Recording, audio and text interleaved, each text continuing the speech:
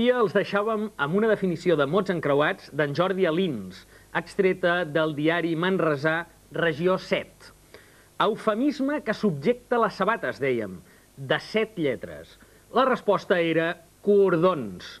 Hi ha gent que diu cordons quan en realitat es vol referir a dues glàndules masculines també conegudes com a testicles. És per això que cordons és un eufemisme.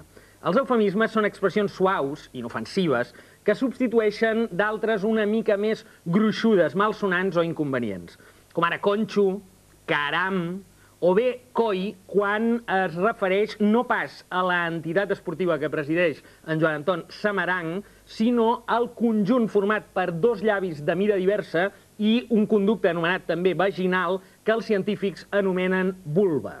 Hi ha 3 grans línies temàtiques en el tema aquest dels eufemismes: el sexe, l'escatologia i el sagrat. El sexe, com ja hem vist, omple el món de paraules que volen dir coses en segon sentit. Al País Valencià val a dir que la terminologia de l'Horta proveeix de molts noms per definir, per exemple, el membre viril masculí, el nap, el rave, fins i tot la safranòria, etc.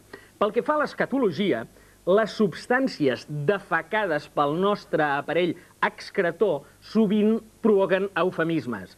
És allò de dir, vés a la me, o bé, si ho fem amb llenguatge escrit, una sola M, la inicial, i 3 puntets al darrere, perquè ja s'ho poden imaginar.